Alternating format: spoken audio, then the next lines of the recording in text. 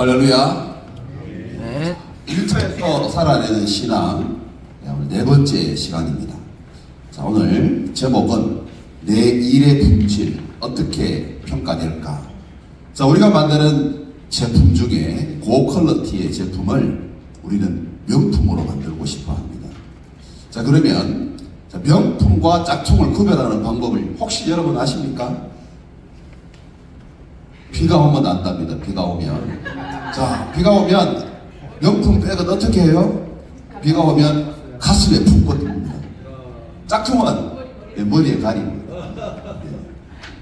자, 명품이라고 하는 것이 어디서부터 시작됐는지 오늘 말씀을 잘 들어보면 명품과 짝퉁을 구별할 수 있을 뿐만 아니라 내가 하는 일을 명품으로 만들어 갈 수 있습니다. 자, 이 명품과 짝퉁의 이 차이는 디테일이 있습니다.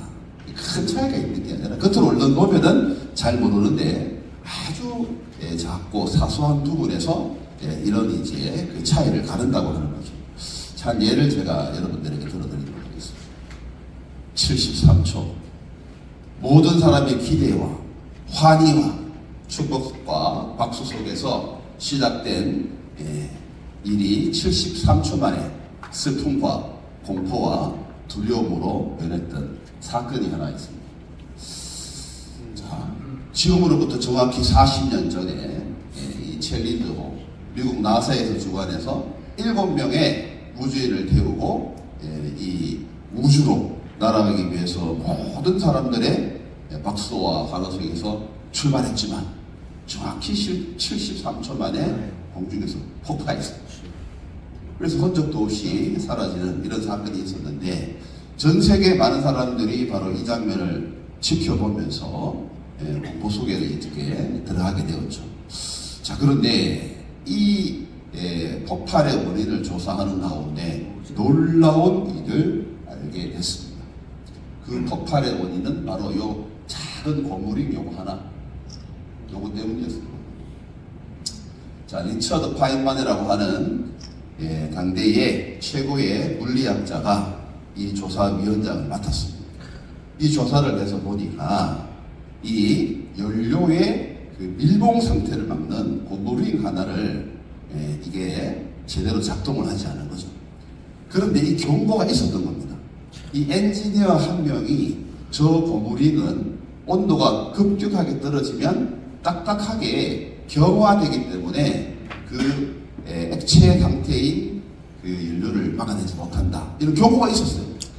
그런데 이걸 주관하고 준비하던 나사 측에서 그 작은 것 하나 그게 뭐가 될 수 있겠느냐고 이걸 무시하고 묵살하면서 대통령이 논하면서 이걸 잘 시행하려고 하다가 73초 만에 박살납니다.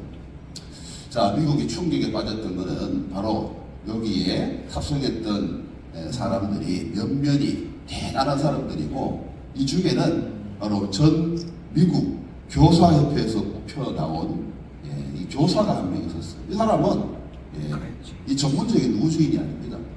자, 크리스탄 맥클리프라고 하는 이 사람은 초등학교에서 사회를 가르치는 선생님이었어요. 자, 이 우주선을 타고 우주에 나가서 전 미국의 이 생중계로 방송하면서 아이들에게 우주에 대한 꿈과 미래를 가르치려고 준비하고 탔던 선생님이었어요. 이 선생님이 73초 만에 흔적도 없이 사라졌으니 얼마나 미국이 큰 충격을 받았겠습니까? 자, 그래서 이게 레인 대통령 때 시절인데 미국에서는 이 일이 오히려 전화 위복에 대결됐습니다.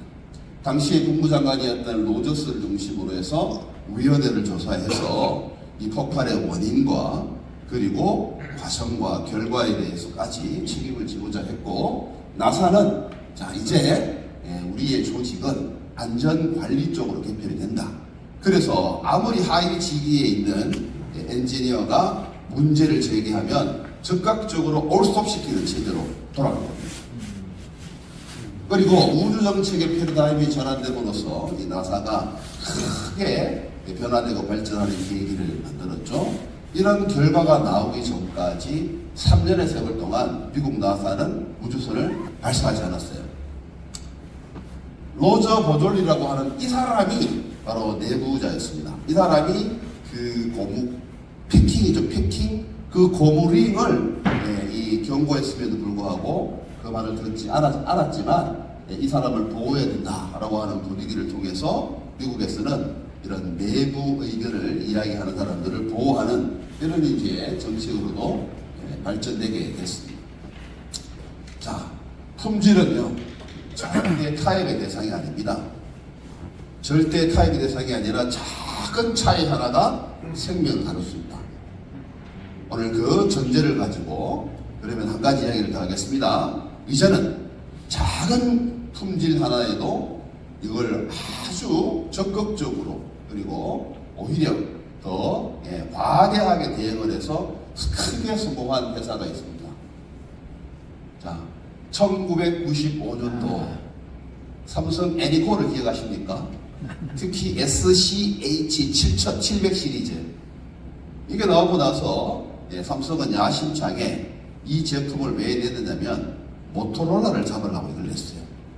모토로라 제품을 이길 수 있는 제품이다. 그래가지고 삼성에서 야심차게 구매 공장을 중심으로 해서 이 제품을 생산했지만 이 제품이 초기 불량률이 11.8%, 100대 만들면 그 중에 12대가 불량이란 말입니다. 자, 어떻게 보면 무시하고 지나갈 수 있어요. 뭐 12대 정도야 내가 안 팔고 말지 하고 바꿔주면 되겠죠. 그런데 1992년도에 무슨 일이 있었습니까? 삼성 이건희가 프랑크푸르트 선언을 통해서 자식 새끼와 마누라 빼고는 다 바꿔라 하고 삼성에 계획을 주문했잖아요. 그 계획의 첫 번째로 걸린 겁니다. 우리가 1등 세계 제1의 품질을 가지지 않고서는 우리가 성공할 수 없다 하면서 이건희가 구미 공장 마당에 삼성 애니콜 화형식을 치렀습니다. 이게 95년 3월 9일이 일행인데 몇 대나 태웠을까요? 15만 대 태웠습니다. 15만 대. 당시 시가로는 당시 시가 500억이에요. 지금으로 하면 1000억이 넘겠죠. 자, 이 500억이나 되는 이 휴대폰을 모두 마당에 끌어내려서 망치로 부수고 해머로 깔아뭉개고 그리고 불질러서 태워버렸습니다. 이걸 전 세계에 생중계로 하고 있는 생중계로. 자, 이렇게 보여주고 나서 우리 삼성은 이제 불량품 제로에 도전한다 하면서 이 무결점주의를 표방하면서 명품 휴대폰을 만들기 시작했죠. 시장이 어떻게 반응했을까요? 95년도 보세요. 이때 탁 튀어오르죠. 이제 사람들이 삼성을 신뢰하려는 믿음을 주기 시작합니다. 신뢰하려고 믿음을 주기 시작하고 그 믿음으로 오늘의 삼성이 만들어진 겁니다. 그래서 지금 2018년도 자료가 여기까지밖에 없어서 제가 못 가져왔는데 현재 500조가 넘어요. 500조가 넘어요. 자, 이렇게 이제 매출이 엄청나게 지금 피어오르고 똑같은 일이 2017년도에 그 삼성 노트북 7이 한번 그 배터리 불량으로 그때는 0.4% 불량이 나왔어요. 그래도 삼성이 그거를 다 전량 폐기하고 바꿨어요. 자, 한 번에 전화위복의 계기를 통해서 삼성이 이런 작은 결정 하나를 무시하면 안 된다 라고 하는 시장 논리를 이제 익히고 배우게 된 거죠. 자, 오늘날의 삼성을 만든 애니콜 화형식. 자, 삼성 이건희 회장은 당시에 이렇게 인터뷰했습니다. 불량은 암이다. 우리가 암이 걸리면 어떻게 합니까? 그걸 제거시키고 그 암을 치료하려고 노력하죠. 마찬가지로 기업도 우리가 운영하는 회사도 이런 불량이 나온다면 이건 암이라고 생각하면 우리가 반드시 도려내고 그리고 품질과 타협하는 것은 우리 자신의 양심과 존재 가치를 포기하는 것이다 라고 이렇게 이 명품에 대한 이런 개념을 가지고 있는 사람은 성공할 수 있다. 자, 그런데 우리는 여기보다 더 앞서 나가야 되겠죠. 오늘 우리 교재도 보면 이렇게 되어 있잖아요. 모든 사람은 자신이 해낸 일로서 상품처럼 말하고 그 일의 품질을 보여준다. 다시 말씀드려서 자기가 생산해낸 그 제품이 자신의 인격이다. 이렇게 보시라는 거예요. 자, 이거는 세상적인 기준이고 세상에서도 이렇게 품질에 대해서 정말 확고한 이런 이제 기준을 가지고 있어야 되지만 우리는 성경적인 기준이 있어요. 성경적인 기준. 이 성경적인 기준은 어디서 왔느냐? 여러분 명품이 어디서부터 시작된지 아십니까? 자, 지금으로부터 500년 전 종교개혁 시대에 시작이 됩니다. 종교개혁 시대 이전에 사람들은 노동과 제품을 하나님의 저주로 봤습니다. 창세기 3장에 죄를 지어서 우리 선조의 아담이 노동의 저주, 땀을 흘리는 저주를 받았다 생각을 하고 그렇게 사람들에게 이런 저주라고 가르쳤어요. 그러니 일을 제대로 할 리가 있겠습니까? 그런데 성경을 바로 읽고 바로 해석한 종교개혁이 일어나자 루터와 칼빈은 노동의 가치를 창세기 2장으로 돌립니다. 노동은 하나님이 우리에게 원래 주신 축복의 통로이다. 그렇게 가르쳤어요. 그래서 노동에 대한 시각이 달라졌습니다. 그때부터 사람들은 교회에 성직자만이 성직이 아니라고 그렇게 이제 개념을 바꿨습니다. 내가 하고 있는 일에 대해서 최선과 열심을 다해서 명품을 만들어내는 것이 곧 예배하는 것이다. 이렇게 교리가 바뀝니다. 그래서 가톨릭과 개신교는 교리가 달라요. 노동에 대한 가치가 다릅니다. 그 개신교로 말미암아 사람들이 가문의 대를 이어서 자신의 물건을 만들어내는 걸 자랑스럽게 여겼어요. 지금 현재 우리가 이 명품 시장의 원조들은 주로 서유럽이나 남유럽, 동유럽 쪽에 있는 회사들이 많은데 뭐 루이비통이라든가 그 다음에 뭐 헤르메스라든가 이런 게 전부 사람 이름이에요. 가문의 이름이랍니다. 그 가문에서 만들어내는 제품을 신뢰하고 그 제품에 대해서 자부심을 가지고 그걸 인정하고 받아들여준 나라가 우리나라란 말입니다. 그래서 우리나라의 명품 시장은 세계에서도 1위에 속합니다. 이 5가지 원리, 그러니까 이게 종교개혁의 원리예요. 이 5가지 원리를 교재에 있는 대로 제가 순서대로 설명할 테니까 잘 이해하시고 여러분들도 명품 장인, 명품 기업이 되시기를 축복합니다. 첫 번째, 자, 우리는 하나님의 성품을 반영하는 피조물이다. 근거 말씀을 창세기 1장 27절과 31절에 하나님이 자기 형상 곧 하나님의 형상대로 사람을 창조하시되 하나님이 지으신 그 모든 것을 보시기에 심히 좋았더라. 하나님은 명품 장인이다. 하나님이 만드신 이 지구를 보니, 우주를 보니, 이 자연 만물을 보니 모든 것이 마치 톱니바퀴가 너무 정교하게 잘 맞아 들어가서 저절로 돌아가는 것처럼 보일 정도로 최고의 명품 장인이라는 거예요. 그런데 그 가운데서 가장 하나님이 잘 만든 것이 뭐예요? 우리 인간이라는 거예요. 그러면 그 하나님의 성품을 따라서 우리도 최고를 만들어낼 수 있는 목표를 가져야 된다. 우리가 하는 일에 있어서 최고를 만들어낼 때 하나님의 영광을 받으실 수 있는 이런 사람이 될 수 있다. 이거예요. 자, 명품을 통해서 바뀌어진 세상. 자, 우리나라에서 가장 최고의 명품은 여러분 뭐라고 생각하십니까? 오늘 BTS가 광화문 왕의 대로에서 뭐랍니까? 오늘 전 세계 아미들이 모인 가운데서 오늘 공연을 하죠. 그 왕의 대로 한가운데 앉아 계신 대왕님이 계시죠. 세종대왕. 자, 세종대왕이 만든 한글은 명품 중에 명품입니다. 이렇게 잘 만들어진 명품 하나가 우리나라를 어떻게 먹여 살리는지 한번 들어보십시오. 자, 외국인들이 훈민정음을 우리나라가 만든 한글을 보고 2번 놀랐답니다. 첫 번째, 왜 한글이 만들어졌나를 보고 놀랐네요. 자, 이 지구상에 있는 문자들 중에 사람이 누가 만들었는지 정확히 아는 문자는 별로 없답니다. 그런데 훈민정음처럼 정확히 왕이 백성을 위해서 만들어주는 문자는 유례가 없답니다. 백성을 위해서 만들어준 문자. 그래서 외국인들이 감동을 받는데요.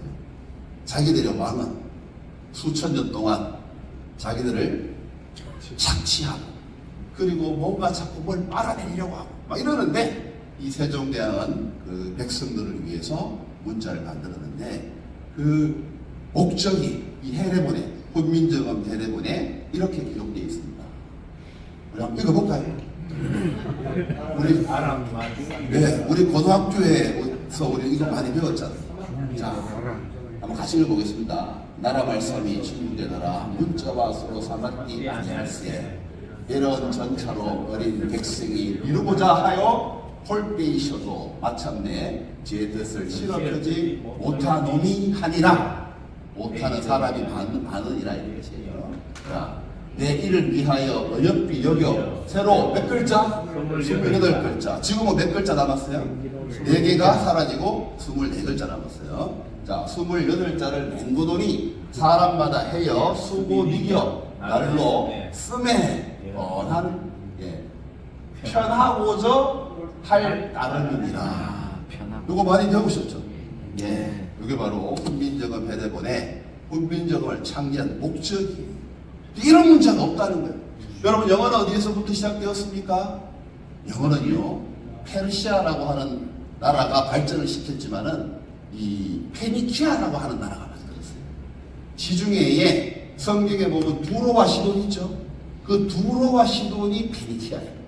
그 페니키아에서 장사하기 위해서 만들어낸 글자가 바로 소리 문자, 알파벳인데 그게 지금 전 세계에 발전돼서 영어도 되고 독어도 되고 불어도 된 거예요. 자, 그렇게 만들어진 글자는 28글자가 남아서 여러분 자판을 보면 28개를 눌러야 돼요. 근데 우리 자판을 보면 몇 개가 있는지 아세요? 휴대폰 자판에 10개 있습니다. 10개니까 얼마나 빠르게 누르겠어요, 그죠? 그래서 AI 시대에 가장 혜택받은 문자가 한글이라고 합니다. 자, 이 역사성에 하나 놀라고, 두 번째는 과학성에 놀랍니다. 자, 글자 수가 가장 적다고 하는 영어도 28개. 근데 우리는 몇 개? 24개. 그 중에 더 놀라는 거, 영어는 28개 중에 모음이 몇 개예요? 모음이 5개예요. 5개. 그런데 우리나라는 자음은 14개고 모음이 10개입니다. 이 10개로서 표현하지 못하는 말이 없는 겁니다. 그래서 이 한자를 한글을 통해서 굉장히 과학적이다. 전 세계가 인정을 하는 거죠. 또한 우리는 하나의 글자에 하나의 소리값을 가지죠. 맞죠? 그래서 우리나라 사람은 생각하는 것과 글과 동일해요. 글과 동일하게 생각한단 말이에요. 그러니까 생각이 빠를 수밖에 없어요. 그런데 일본어나 중국어나 영어 같은 경우에도 마찬가지입니다. 머릿속에 생각하는 걸 문자로 적으려면 일단 그려야 되잖아요. 상형 문자는 그림 문자니까 그려야 되지 않습니까? 그러니까 넣는 거예요. 자, 그래서 우리 아이들이 영어를 배울 때 어려워하는 이유가 뭐냐? 우리는 한 글자에 한 소리밖에 안 나는데 영어를 배워보니까 A가 어떨 때는 아 소리도 나고 어 소리도 나고 이상한 소리까지 막 내니까 애들이 이걸 어떻게 읽어야 될지를 모르는 거예요. 그러니까 영어는 부지런한 놈이 잘하는 거예요. 계속 읽어야 돼요. 자, 미국 메릴랜드 대학의 어느 학교에서 했던 로버트 렌지가 유네스코의 기록 문자로 지정된 한글을 보면서 이렇게 말했습니다. 한글은 세계의 알파벳이다. 그리고 한글보다 뛰어난 문자는 없다. 이 사람이 전 세계 문자를 다 조사해봤겠죠. 연구해봤겠죠. 그랬더니 한글만큼 이렇게 뛰어난 문자가 없었다는 거죠. 자, 한글 발명은 어느 문자에서도 찾을 수 없는 위대한 성취이자 기념비적인 사건이다 하고 우리가 스스로 인정한 게 아니라 세계 언어학자가 우리 한글을 이렇게 인정했습니다. 자, 한글은 세종대왕의 그 검률한 마음이 모여서 만들어진 것인데 그 한 사람의 바로 그와 뛰어난 명품이 오늘날 이 AI 시대에 가장 빠른 문자로서 세계를 선도하고 앞서 나가는 이런 이제 대한민국을 만들어준 것입니다. 여러분들이 하나 잘 만든 명품이 세상을 변화시킬 줄 믿습니다. 네. 여러분들이 하고 있는 직업에 자부심을 넣게 되는 겁니다. 두 번째, 자, 하나님의 기준으로 일하는 예, 5가지 원리 중에 두 번째. 두 번째, 우리는 하나님께 인정받도록 일해야 된다. 자, 우리의 상사는 누구라고요? 하나님. 우리의 상사는 하나님이시다. 우리의 상사는 사장님도 아니고, 우리의 상사는 고객도 아니고, 우리는 첫 번째로 하나님에게 인정받도록 해야 된다. 자, 무슨 일을 하든지 마음을 다하여 죽게 하듯 하고, 사람에게 하듯 하지 말아라. 이게 이제 고로새서의 사도 바울이 말씀을 풀어서 해석해 준 겁니다. 자, 이거 많이 보셨어요, 여러분? 네. 이거 뭐예요? 케찹이죠. 토마토 케찹입니다. 토마토 케찹에 저도 이거 그냥 아무런 생각 없이 봤는데 여기 있죠, 여기 하인즈. 하인즈라고 하는 사람이 바로 만든 토마토예요. 토마토 케첩이에요. 자, 토마토 케첩. 케첩의 출발은 어딜까요? 유럽일까요? 아시아일까요? 브라질? 중국. 중국입니다. 중국입니다. 중국에서 토마토를 만들어서 절여 먹는 걸 보고 유럽이 수입을 해다가 이걸 만들어서 팔았는데, 그런데 여기 보면 1869년이라고 적혀 있거든요. 자, 19세기 때 이제 전 세계가 이제 이 산업혁명을 통해서 공장을 만들고 이런 제품들도 식품들도 대량 생산화되는 때에, 자, 이 사람 헨리 하인즈라고 하는 사람이 처음에는 피클 장사를 해요. 피클 장사. 근데 이제 이 피클이 우리나라로 말하면 장아찌잖아요, 그렇죠? 근데 이 피클을 만들어서 파는데, 이 피클을 만들어 팔던 사람이 그때 당시에 식품 기준도 없고 법도 미비하니까 식품 피클을 만들어서 아주 지저분하게 팔았어요. 그러니까 사람들이 당연히 그렇다 생각하고 곰팡이에 있으면 버리고 남은 거 먹고 이랬단 말이에요. 그 시대. 근데 이제 이 사람이 그때 피클을 만들어 팔면서 이 사람은 정직하게 이제 사업을 하기 시작한 거죠. 그러다가 이제 케첩을 만듭니다. 근데 이제 케첩을 만들어서 파는 것도 마찬가지죠. 사람들이 케첩을 만들어 가지고 이게 마치 우리나라의 고추장 같은 거니까 얼마나 많이 먹겠어요. 그래서 이제 이걸 이제 만들어서 파는데 용기를 불투명하게 한 대 넣어줘. 불투명한 데 넣어줘야 그 케첩에 뭐가 섞여 있는지를 모르는 거죠. 그러니까 따르다가 뭐 이물질 나오면 걷어내고 그냥 먹고 그랬던 시절에 이 사람은 내가 사람에게 잘 보이려고 이 사업을 하는 게 아니다. 내가 하나님 앞에 이걸 보이려고 하나님 앞에 내가 열심히 합니다 하고, 이 사람이 세계 최초로 유리병에다가 넣기 시작합니다. 이 투명한 유리병에다가 이 케찹을 넣기 시작했어요. 이게 1800년도에 이 케찹입니다. 그런 이 사람들이 케찹을 보고 사는 거예요. 이제 투명한 유리를 보고 이 안에 뭐가 들었나 이걸 하니까 내가 제품이 좋아야 돼, 안 좋아야 돼? 좋아야 되겠죠. 그래서 이 토마토를 잘게 갈고 그리고 가공을 잘 해가지고 이걸 팔기 시작하니까 이게 100년을 살아남는 거예요. 자, 하나의 제품을 만들더라도 어떻게 해야 된다? 하나님께 진상하듯이 만들어야 된다고. 그래서 우리도 옛날에 진상품 그러면 우리나라에서 명품으로 이렇게 인정하잖아요, 그죠? 저기 이천에 가면은 진상품이 뭐가 있어요? 이천 지나가면서 여기서 내가 밥을 한번 사 먹어봤는데 이천 살로 만든 밥 이렇게 되더라고요. 뭐가 다른가 싶어서 먹어봤더니 정말 다르대요. 너무 맛있었어요. 이래서 진상품 하는구나. 자, 세 번째 보겠습니다. 요거. 자, 그래서 전 세계 토마토 시장은 하인즈가 지고 있습니다. 그런데 독특하게 우리나라에는 뭐만? 오뚜기가 80%입니다. 전 세계 케찹 시장의 50%는 하인즈입니다. 그런데 우리나라에는 독특하게 오뚜기가 80%를 차지하고 있다고 합니다. 세 번째 보겠습니다. 하나님의 기준. 세 번째, 우리는 하나님의 명령을 따라야 된다. 그래서 과정과 방법과 이것들이 하나님의 이 말씀대로 우리가 가져가야 된다. 자, 너는 진리의 말씀을 옳게 분별하여 부끄러울 수 없는 일꾼으로 인정된 자로 자신을 하나님 앞에 드리기를 힘써.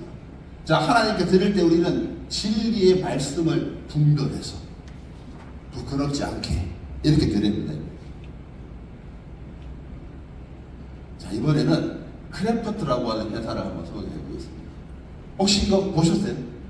우리 마트 가면 이거 많이 파는데, 예, 치즈. 근데 이 크래프트는, 예, 이게 우리나라에 수입해서 들어오지만, 예, 이 모짜렐라 치즈, 이게 USA, 미국의 넘버원 상품입니다.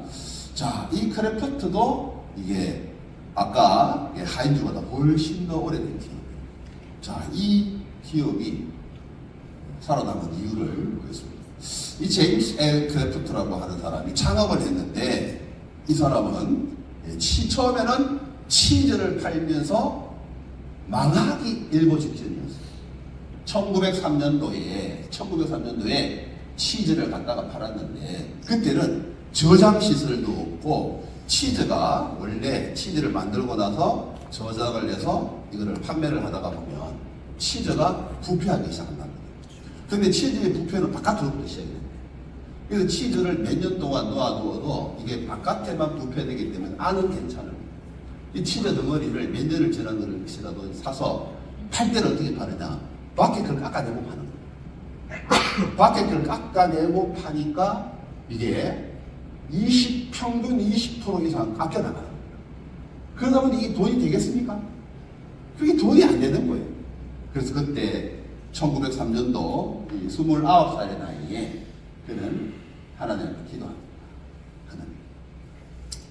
하나님께서 저에게 주신 이 기업을 하나님의 방법대로 제가 운영하겠습니다. 아멘. 여기에 나오는 수익은 하나님께 드릴 것이며 제가 이걸 통해서 하나님께 영광을 드리는 기업이 되기를 원합니다.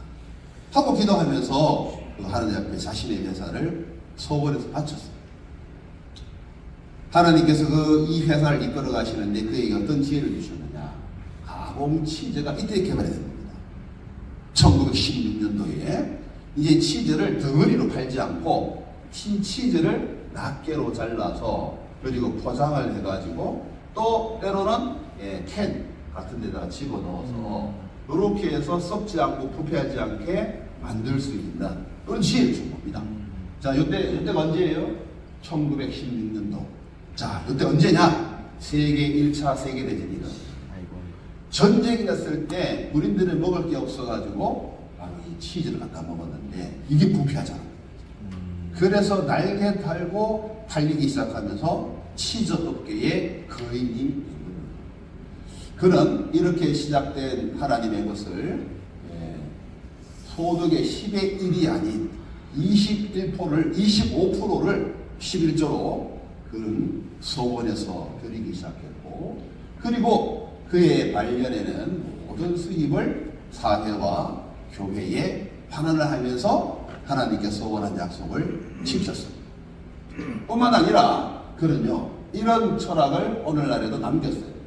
우리가 만드는 치즈 한 조각이 누군가의 건강을 지키고 하나님의 선하심을 드러내는 도구가 되어야 한다. 이 오뚜기 경영 철학하고 똑같아요. 오뚜기도 이 경영 철학을 가지고 있었어요. 우리의 음식을 통해서 세계 인류 공룡에 임하지 않도록 됩니다. 그러니까 하나님의 목적대로 써야 된다. 하나님의 방법대로 써야 된다. 라고 하는 것을 바로 이 크래프트라고 하는 회사를 통해서 이렇게 하나님 앞에 영광을 드립니다. 자, 그랬더니요, 놀라운 일이 벌어졌어요. 2015년도, 지금부터 10년 전에 워렌 버핏이라고 하는 사람이 이 두 회사를 동시에 샀어. 크래프트하고 하인즈를 사가지고 두 회사를 묶어버려. 두 회사를 묶었어. 그래서 크래프트 하인즈라고 하는 회사가, 자, 크래프트 하인즈라고 회사가 여기 있죠. 여기 요거. 하여튼 요 크래프트 하인즈가 2018년도에 전 세계 식품업계의 2위가 된 거예요. 2위가. 네슬레 다음으로. 네슬레가 세계 1위고 네슬레 다음으로 세계 2위까지 식품 시장에서 마켓쉐어를 차지하면서 승승장구를 하게 되었습니다. 근데 이제 제가 하다 보니까 좀 알게 됐는데, 이 크래프트 하인즈가 원래 분할합니다. 덩치가 너무 커져가지고 분할해도 되겠다, 이렇게 생각하고 분할을 한답니다. 그래서 여러분들이 이 크래프트 하인즈라고 하는 제품을 보시면, 아, 하나님이 띄워드구나, 이렇게 아십니다. 자, 마지막, 네 번째. 마지막 아니에요. 네 번째. 네 번째 올려보겠습니다. 우리는 하나님의 뭐를 수행해야 된다? 목적을 수행해야 된다. 자, 하나님이 우리에게 주신 목적이 뭐냐? 하나님 나라입니다. 이 하나님의 나라를, 복음을 전하는 데 있어서 세상적인 방법이 아닌 하나님의 방법을 통해서 세상을 널리 이롭게 하는 이 목적을 우리는 수행해야 되겠습니다. 자, 근거 구절은 에베소서 2장 10절에 우리는 그가 만드신 바라 그리스도 예수 안에서 무슨 일을 위하여? 선한 일입니다. 선한 일. 선한 일은 하나님께 영광이 되는 일입니다. 이 선한 일을 위하여 지으심을 받은 자니 이 일은 하나님이 전에 예비하사 우리로 그 가운데 행하게 하려 하십니다. 목적이, 우리를 만드신 목적은 하나님의 선한 일을 하게 하기 위하여. 자, 이걸 제가 아까 종교개혁의 노동에 관해서 말씀을 드렸는데, 자, 우리나라도 종교개혁의 노동이라고 하는 개념이 우리나라를 바꾸어 놓은 사람이 있어요. 우리나라가 바로 이분의 영향력 하에서 우리 전 이 국민들의 정신이 개조하게 만든 분 누굽니까? 여러분, 김용기 장로님입니다. 가나안 농군학교를 창립한 사람, 또 그의 아들 김범일 장로님. 자, 보겠습니다. 1962년도 전쟁이 일어나고 사람들은 먹을 것이 없어서 구호 물품으로 살아가는 그 시대, 정치적으로는 많이 힘들고 어려웠지만 우리가 이 가난을 벗어나고 하나님께 영광을 드리기 위해서는 노동을 다시 알아야 된다 라고 하는 기치로 광주 가나안 농군학교를 만들었어요. 자, 이 가나안 농군학교의 캐치프레이즈는 한 손에는 뭐요? 성경, 한 손에는 사벌. 자, 그래서 이 노동의 개념을 바꾸어 놓았는데 여기는 새벽 4시가 되면 일어나요. 새벽 4시가 되면 일어나고 하나님께 예배 드리고, 그리고 삽을 들고 황무지로 갑니다. 삽을 들고 그 농토를 다 개간해서 그 위에서 열매를 맺는 이런 노동을 통해서 하나님께 영광을 드리는 노동의 영성을 가르쳤어요. 그런데 이 노동의 영성을 가르친다는 소문이 일어나자 사람들이 노동에 대한 개념이 바뀌고, 이 이야기가 어디까지 들어갔느냐? 박정희 대통령한테 들어간 겁니다. 박정희 대통령. 박정희 대통령이 자신의 부하들이라고 할까요? 이분들을 데리고 박정희 대통령이 이제 김용기 장로님을 만납니다. 그 김용기 장로님의 그 말씀에 크게 감명을 받아서 박정희 대통령이 그때부터 내각에 들어오는 장관이야 공무원들은 여기를 거치게 됐어요. 그래서 그 장관들과 그 공무원들이 여기를 거치면서 정신이 바뀐 겁니다. 개조가 된 겁니다. 아, 우리가 이렇게 살아서는 안 되겠구나. 노동이 이렇게 중요한 거구나. 우리가 열심히 해서 가난을 벗어나보자. 우리가 박정희 대통령을 독재자라고 무시하기 전에 바로 이분의 이런 이 영향을 끼친 이런 이제 마인드를 우리 다시 한번 생각해 봐야 돼요. 자, 이래서 시작된 게 뭡니까? 그래서 새마을운동이에요. 그리고 이때 함께한 내각들은 그런 청지기 정신, 다른 거는 아니었겠지만 이 청지기 정신을 통해서 우리나라를 다시 한번 새롭게 발전하고 여기까지 오게 한 운동력이 되었단 말이죠. 자, 이 개척의 이야기는 김범일 장로를 통해서 계속 이어지는데, 이 가나안 농군학교의 그 영향력을 아주 높게 평가해서 전 세계 10여 개 국가에서 이 가나안 농군학교를 개척하고 거기서도 이런 여러 가지 정신 개조가 일어난다고 합니다. 자, 가나안 농군학교에 들어가면 이렇게 적혀 있습니다. 우리 읽어보겠습니다. 시작. 일하기 싫으면 먹지도 말라. 이게 우리 크리스찬들은 그냥 하나의 윤리적인 교훈으로 삼아서는 안 됩니다. 하나님의 명령입니다. 하나님의 명령으로 내가 하고 있는 일에 최선을 다 해야 삼시세끼 먹을 수 있다. 이런 마음으로 우리가 하나님 말씀을 따라야겠습니다. 네 번째, 다섯 번째. 자, 하나님의 기준으로 일하는 5가지 원리. 자, 우리에게 있는 모든 것은 하나님이 주셨다. 라고 하는 이런 개념을 통해서 근거구절을 보겠습니다. 디모데후서 3장 17절. 이런 하나님의 사람으로 온전하게 하며 모든 선한 일을 행할 능력을 갖추게 하려 합니다. 하나님 우리에게 능력을 주셨다. 이렇게 우리가 믿고 그 명품을 내 능력이 아닌 하나님의 능력으로 만들어 간다는 겁니다. 이게 종교개혁의 원리이자 우리가 기업을 하는 이유예요. 이 사람 아십니까? 자, 이 사람은요, 미국을 변화시킨 위대한 노예 출신 흑인 과학자입니다. 자, 조지 워싱턴 카브라고 하는 흑인 과학자인데요. 이 사람은요, 노예 출신이에요. 특히 미국 남부 지역에 면화가 쫙 깔려있는 바로 그 지역에서 태어나서 노예로서 시작을 했지만 열심히 공부해서 과학자가 됐어요. 자, 그가 과학을 공부하고 나서 하나님 앞에 빠뜨리지 않는 습관 하나가 있었는데 새벽마다 숲속으로 들어가서 기도하는 거예요. 자, 그의 처음의 기도 제목은 아주 거창한 것이었어요. 하나님, 저로 하여금 과학을 공부하게 하셨으니 이 우주의 비밀을 저한테 알려주소서 하고 이렇게 기도했답니다. 여러분, 기도는 어떻게 하라 그래요? 크게 하라고 그러잖아요. 그래서 계속 그렇게 기도해요. 그랬더니 어느 날 하나님이 말씀하시기를 우주는 너한테 너무 크다. 그게 보면 나오는 이야기예요. 우주는 너무 크다. 땅을 보아라. 그랬더니 뭐가 보이냐면 땅콩이 보입니다. 그 땅콩, 저 땅콩으로 무엇을 할 수 있을까? 그 땅콩을 연구했어요. 그 땅콩이 놀라운 비밀이 있었던 거예요. 자, 목화산업.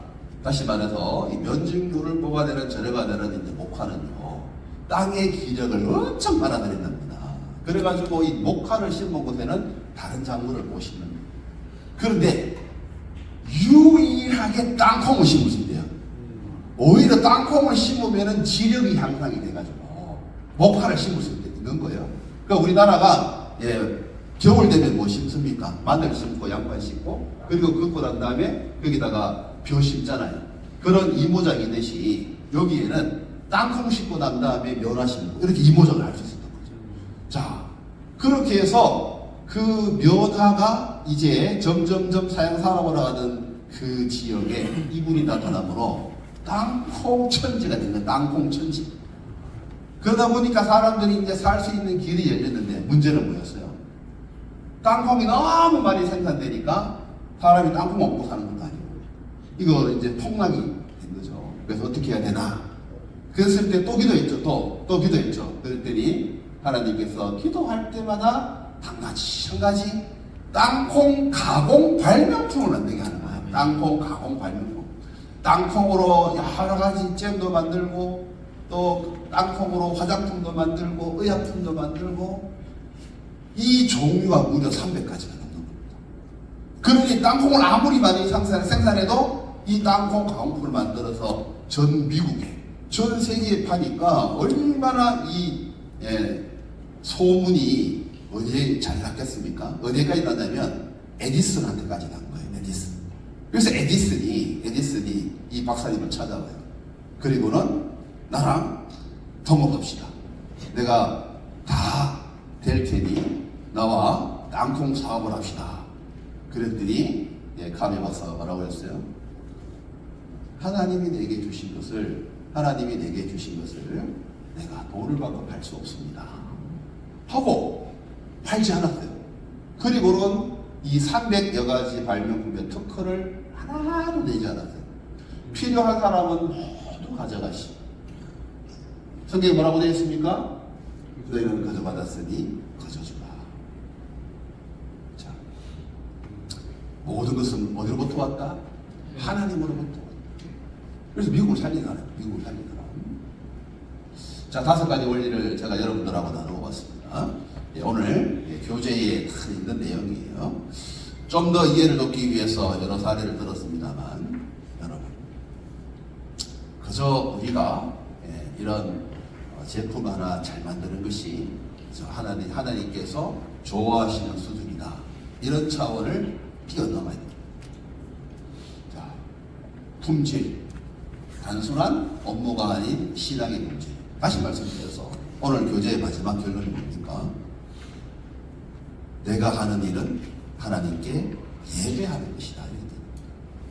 여러분들이 하시는 일이 여러분들이 하는 일에 열심과 최선을 다해서 여러분들이 예배하듯이 이 일을 하면 하나님이 5가지 원리를 통해서 여러분들에게 지혜를 주시고 능력도 주시고, 하나님이 때로는 시장도 열어주셔서 세상을 변화시키고 바꿀 수 있는 기업인이 되게 하실 줄 믿습니다. 우리는 이걸 믿고 종교개혁의 그 세상을 변화시키듯이 오늘날 우리 CBMC를 통해서도 여러분들이 변화되고 하나님께 크게 쓰임 받기를 우리 주님의 이름으로 축복합니다.